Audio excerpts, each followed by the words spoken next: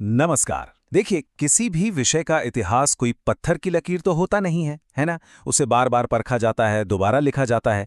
तो आज हम यही जानेंगे कि कैसे एक महान विचारक ने हिंदी साहित्य के इतिहास को देखने का हमारा नजरिया ही हमेशा हमेशा के लिए बदल दिया। तो चलिए सबसे पहले इसी सवाल पर आते हैं। हिंदी साहित्य का इतिहास आखिर लिखता कौन है? ये सवाल बहुत जरूरी है, क्योंकि हमें याद दिलाता है कि इतिहास कोई बनी बनाई कहानी नहीं होती। इसे गढ़ा जाता है, तर्कों और सबूतों के आधार पर तैयार किया जाता है। हिंदी साहित्य के इतिहास में दशकों तक एक नाम का सिक्का चलता था, आचार्य रामचंद्र शुक्ल। उन्होंने हिंदी साहित्य के शुरुआती दौर को एक नाम दिया था वीर गाथा काल, मतलब वीर गाथाओं का युग। और सच कहिए तो ये नाम सबने मान भी लिया था, ये एक स्थापित सच बन चुका था। लेकिन फिर एक ऐसे विद्वान सामने आए जिन्होंने इस स्थापित सोच को सीधी चुनौती दे डाली।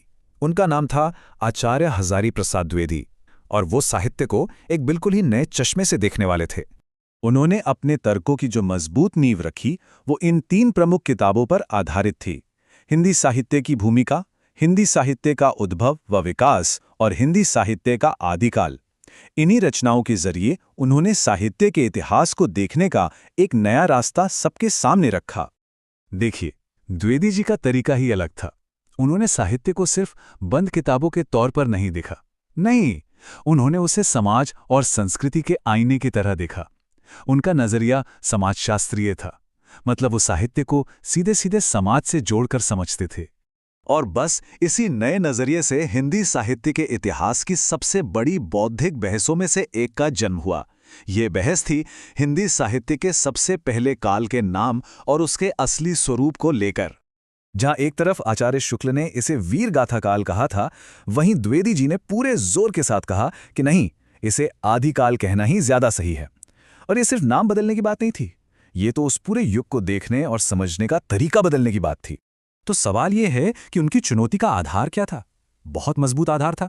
द्विवेदी जी ने साफ साफ बताया कि जिन 12 ग्रंथों के आधार पर शुक्ल जी ने उस दौर को वीर गाथा काल का नाम दिया, उनमें से ज्यादातर किताबें तो असल में उस काल के खत्म होने के बाद लिखी गई थीं। अब ये तो बहुत बड़ा और सीधा तर्क था।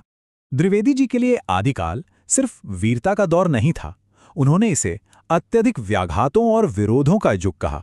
मतलब एक ऐसा दौर जो अंदरूनी कलह, संघर्षों और अंतर्विरोध से भरा हुआ था, और इसी वजह से उस समय का साहित्य कहीं ज्यादा जटिल और बहुरंगी था।